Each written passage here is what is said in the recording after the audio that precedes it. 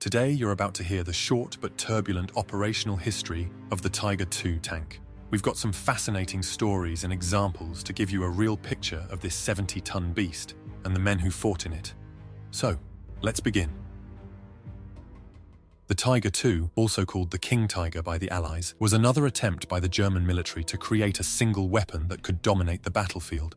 The idea was for it to be heavily protected with enormous firepower, and it certainly had both. However, most of these advantages couldn't be used effectively in the later stage of the war when the tide turned against Germany, and you will see why. Let's first cover the advantages of this tank and then explain why, although it might sound like the best tank of the war, these qualities didn't stop it from being decimated. By 1943, it was clear that the Tiger I was no longer untouchable, and German engineers were already trying to create a better version with improved protection and an enhanced, already famous 88mm gun. However, it was far from an easy task, as thick armor resulted in a vehicle weighing around 70 tons, but powered by the same type of engine used in much lighter tanks like the Panther and Tiger I. They were all powered by variations of the same V12 engine, producing around 700 horsepower. However, the Tiger I was 13 tons lighter, and the Panther even 25 tons lighter than the Tiger II. So, the Tiger II was clearly underpowered. Still, with sloped armor up to 180mm thick in the front, it had serious protection. Its heavy armor gave it an enormous advantage against any tank daring to attack it head-on.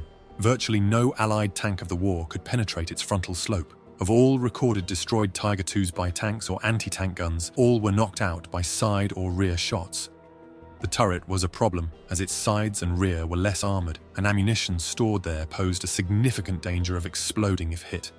So later, German tankers didn't store ammo in the turret, reducing capacity from 86 to 68 rounds but improving safety.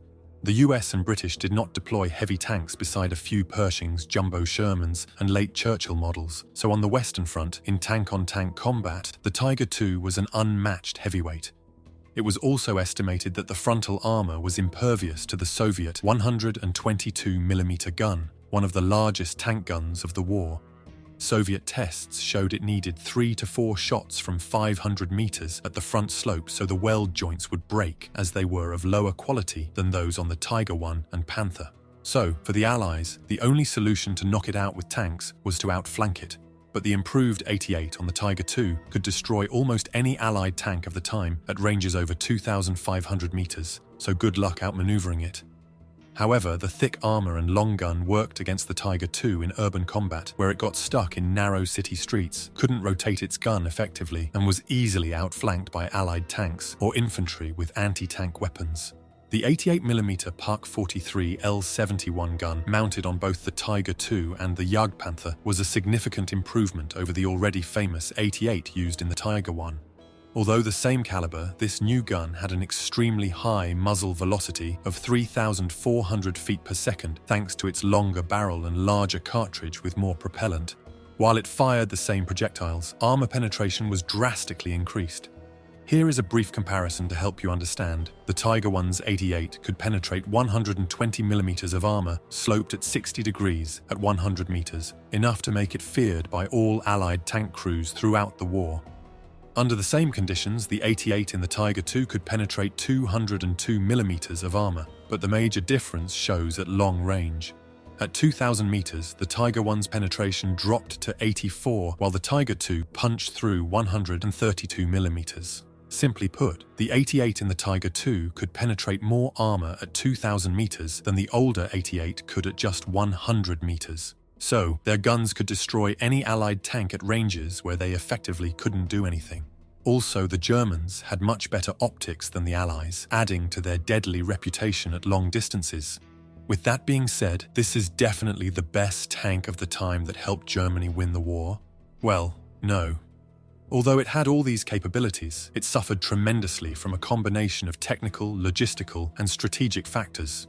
We already mentioned they were too heavy, even by today's standards, let alone in World War II.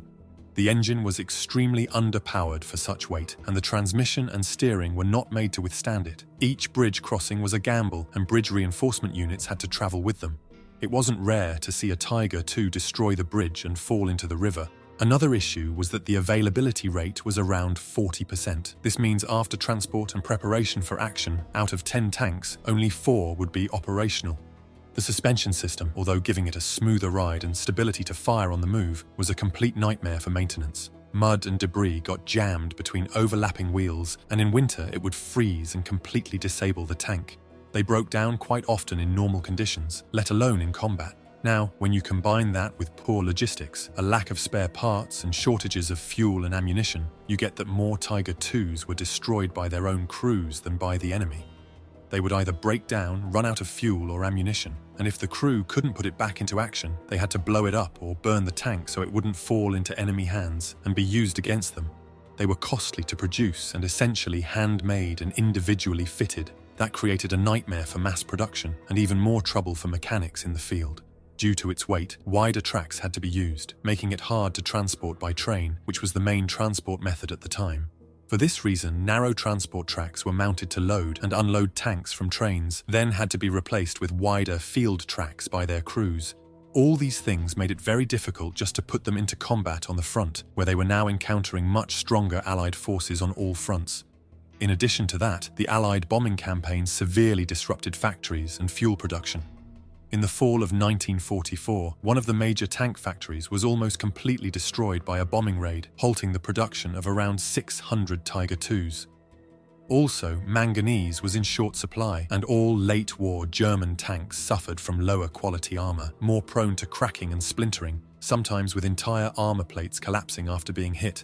Because of this, only about 500 Tiger IIs were ever built, meaning they were almost always outnumbered 10-1. And when the Allies gained air superiority, they were easy targets for fighter bombers armed with rockets like the Thunderbolt or Hawker Typhoon. But here is the thing. Despite all these problems, the highly experienced, battle-hardened crews who had mostly transferred from earlier tanks and now received these new machines would achieve a terrifying kill-to-loss ratio.